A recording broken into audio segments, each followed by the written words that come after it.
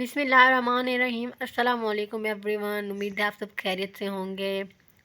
आज की हमारी वीडियो का टॉपिक है टेररिज्म। टेररिज्म क्या होता है, उसकी डेफिनीशन हो गई, इसकी टाइप्स हो गई, इसके इम्पैक्ट्स हो गए। आज की वीडियो में हम टेररिज्म को डिस्कस करेंगे और ये एक इम्पॉर्टेंट टॉपिक है पॉलिटिकल साइंस का। टेररिज्म जो है, इसकी ब्रॉडेस्ट सेंस में हम यूज़ ऑफ वायलेंस को कहते हैं और फेयर को कहते हैं, ताकि आइडियोलॉजिकल एम जो है वो अचीव किया जा सके।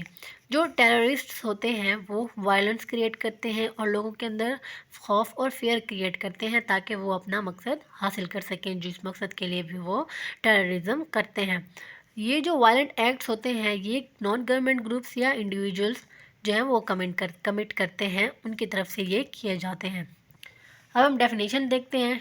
डेफिनेशन में हम एक फ़िलासफ़र की डेफिनेशन देखेंगे, ब्रायन जेनकिंस की, जिन्होंने कहा है टेररिज्म इज़ द यूज़ और threatened use of force designed to bring about political change. जो टेररिज्म होता है वो यूज़ ऑफ फोर्स होता है या फिर थ्रेटन्ड यूज़ ऑफ फोर्स होता है, जिसमें खौफ व हिरास फैलाया जाता है लोगों के अंदर ताकि पॉलिटिकल चेंज को लाया जा सके या पॉलिटिक्स में कोई किसी भी किस्म का कोई चेंज किया जा सके।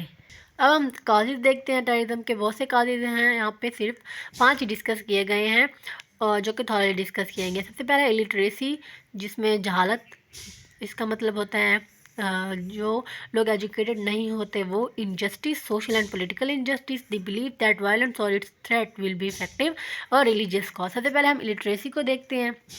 Lack of education among the people has been put forward as a prime reason of terrorism।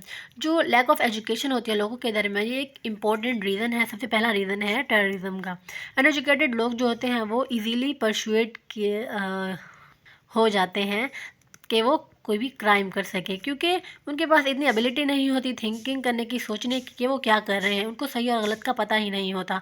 और जो बहुत से टेररिस्ट्स हैं वो बिलीव करते हैं क्रेजी थिंग्स के ऊपर, और ये उनको अच्छा लगता है क्रेजी थिंग्स करना, क्योंकि वो इलिटरेट होते हैं, एजुकेटेड नहीं होते, उनके पास नॉलेज नहीं होता क्या सही है क्या गलत है, उनको इस बात का पता ही नहीं होता। तो वो ये जो क्राइम होते हैं, जो गलत चीज़ें होती हैं, उनको करना एक एडवेंचर समझते हैं। तो ये इलिटरेसी इसमें आ गया। उसके बाद है injustice. Injustice is a cause of terrorism.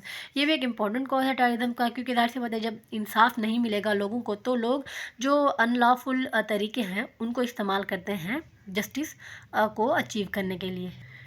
लोग जो होते हैं वो अफेंड हो जाते हैं, उकता जाते हैं और हर्ट होते हैं जस्टिस सिस्टम से, क्योंकि ज़ाहिर सी बात है लोग अदालतों में ही जाते हैं जब उनके साथ किसी भी किस्म की कोई नाइंसाफ़ी होती है। तो जब अदालतों से उनको इंसाफ नहीं मिलता तो वो ऑफेंड हो जाते हैं, वो उकता जाते हैं और वो बहुत उनको तकलीफ़ होती है कि जो अदालतें हैं, क्योंकि यही इंसाफ फराहम करते हैं, और अगर उनको वहाँ से इंसाफ नहीं मिलता तो ये लोग ऑफेंड हो जाते हैं और अनलॉफुल तरीके यूज़ करते हैं। और कोई तरीका भी नहीं है कि जस्टिस सिस्टम को फिक्स किया जाए, जस्टिस सिस्टम को जो है वो इम्प्रूव किया जाए लोग, ताकि वो लोगों को जस्टिस फराहम करे। और ये भी हम इंश्योर नहीं कर सकते, ना ऐसा कोई तरीका है जिससे हम जस्टिस सिस्टम को फिक्स कर सकें, इम्प्रूव कर सकें, और ना ये इंश्योर कर सकते हैं कि सब लोग जो हैं वो हैप्पी हैं। ज़ाहिर सी बात है किसी ना किसी को कोई ना कोई मसला तो होता ही है, किसी को जस्टिस मिलता है, किसी को इंसाफ नहीं मिलता। तो इनजस्टिस जो है ये एक इम्पॉर्टेंट कॉज है टेररिज्म का। थर्ड है social and political injustice। People choose terrorism when they are trying to right what they perceive to be a social or political or historian wrong, when they have been stripped of their land or rights or denied these।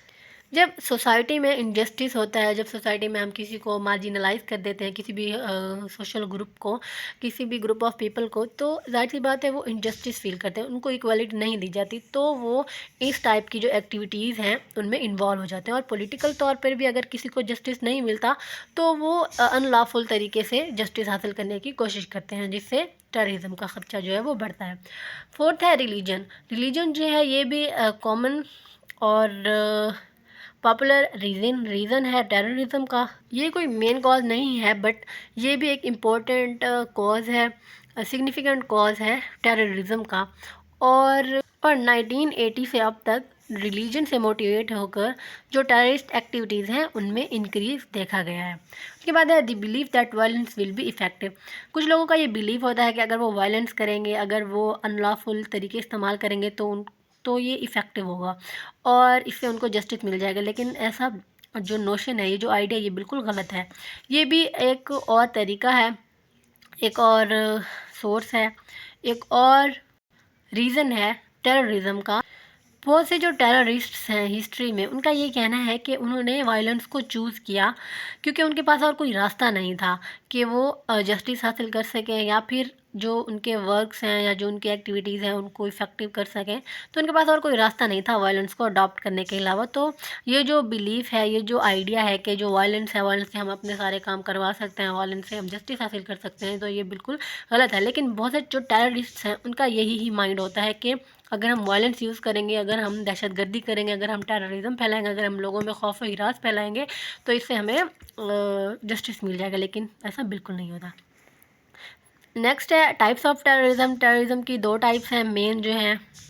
सबसे पहले है domestic terrorism. Domestic terrorism जो है, ये groups इसमें होते हैं जो कि टेररिस्ट एक्टिविटीज़ में इन्वॉल्व होते हैं, जो कि गवर्नमेंट को चेंज करने के लिए, पॉलिटिकल सिस्टम को चेंज करने के लिए किसी कंट्री के अंदर ही टेररिज्म या टेररिस्ट एक्टिविटीज़ की जाती है, तो इसको डोमेस्टिक टेररिज्म कहते हैं।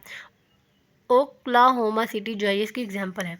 उसके बाद इंटरनेशनल टेररिज्म। ये जो टेररिज्म है, इसमें ऐसे ग्रुप्स इन्वॉल्व होते हैं, ऐसे ग्रुप ऑफ टेररिस्ट होते हैं जो कि जिनकी एक्टिविटीज़ जो होती हैं वो फॉरेन बेस्ड होती हैं और जो दूसरी कंट्रीज़ के अंडर आकर अपनी कंट्री में टेररिस्ट एक्टिविटीज़ को जो है वो प्रमोट करते हैं।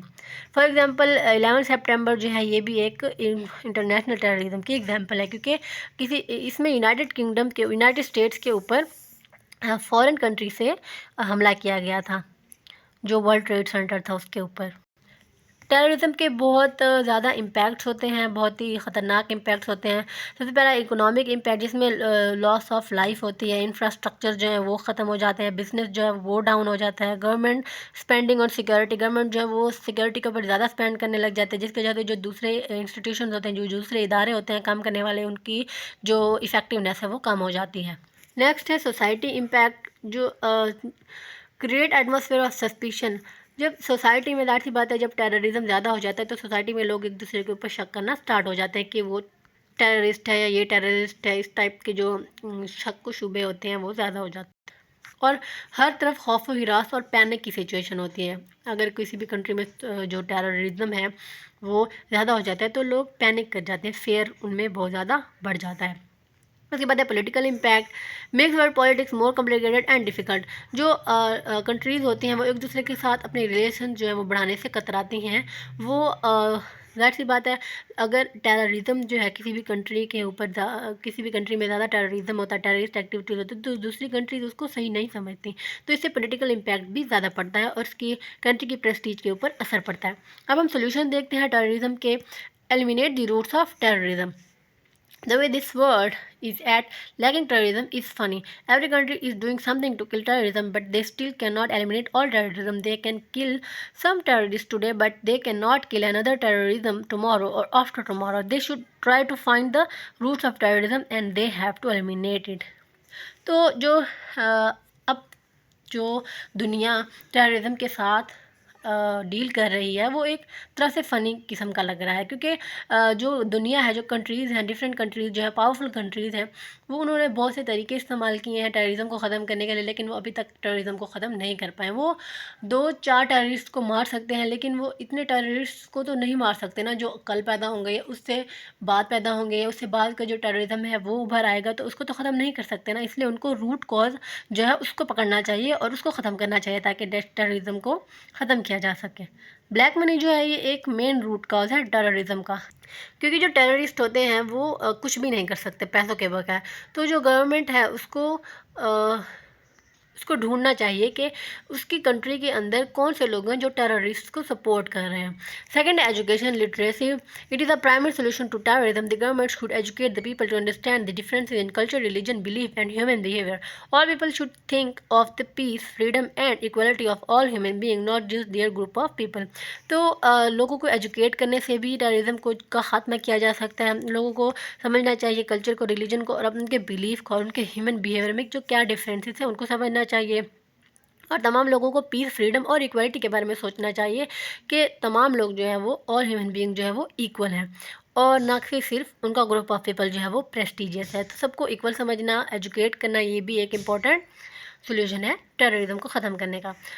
थर्ड है अंडरस्टैंड अबाउट टेररिज्म और टेररिस्ट। जो सोल्यूशन है ये भी एक इम्पॉर्टेंट सोल्यूशन है कि हमें टेररिस्ट के बारे में जानना चाहिए। तो जो टेररिस्ट होते हैं हमें उनके बारे में सोचना चाहिए कि वो क्यों गिल्टी फील नहीं करते इतने सारी दहशतगर्दी फैला के भी, और क्या चीज़ है जो उनको दहशतगर्द बनने के ऊपर मजबूर करती है। तो इन जो कॉजेज़ हैं इनको समझकर और टेररिस्ट के बारे में जानकर ही हम इसको टेररिज्म को ख़त्म कर सकते हैं। कुछ और सोल्यूशन हैं इसमें, स्पेशल इंटर गवर्नमेंट ऑर्गेनाइजेशन को बनाना चाहिए टेररिज्म के साथ डील करने के लिए, और जो स्ट्रीम होता है मनी का स्पॉन्सर से कि कौन से जो लोग हैं जो वो टेररिस्ट को सपोर्ट करते हैं उसको ख़त्म किया जाना चाहिए, और स्ट्रिक्ट लॉज बनाने चाहिए टेररिज्म के साथ टैकल करने के लिए। और जो सिटीजन्स होते हैं डिफरेंट कंट्रीज़ के उनको एक साथ मिल जाना चाहिए गवर्नमेंट के साथ कि वो टेररिज्म के ख़िलाफ़ जंग लड़ सकें। अब कंक्लूड करते हैं इस टॉपिक को। टेररिज्म जो है ये एक अनलॉफुल एक्ट है और इसकी बहुत लंबी हिस्ट्री है, ताकि और जो टेररिज्म है उसको यूज़ किया जाता है पॉलिटिकल, रिलीजियस और आइडियोलॉजिकल ऑब्जेक्टिव्स को अचीव करने के लिए, और इसको कंडक्ट किया जाता है एक्सप्लोसिव डिवाइसेस से, बायोलॉजिकल, केमिकल और न्यूक्लियर मटेरियल से। तो जो टेररिज्म है ये एक ख़तरनाक चीज़ है। तो ये था हमारा आज का टॉपिक जिसमें हमने टेररिज्म को डिस्कस किया, उसकी डेफिनेशन, एग्जाम्पल, टाइप्स, सॉल्यूशन, इसको हमने डिस्कस किया है। उम्मीद है कि आप लोगों को ये टॉपिक समझ में आ गया होगा। मिलते हैं अगली वीडियो में, तब तक के लिए अपना बहुत सारा ख्याल रखिएगा। अल्लाह हाफिज़।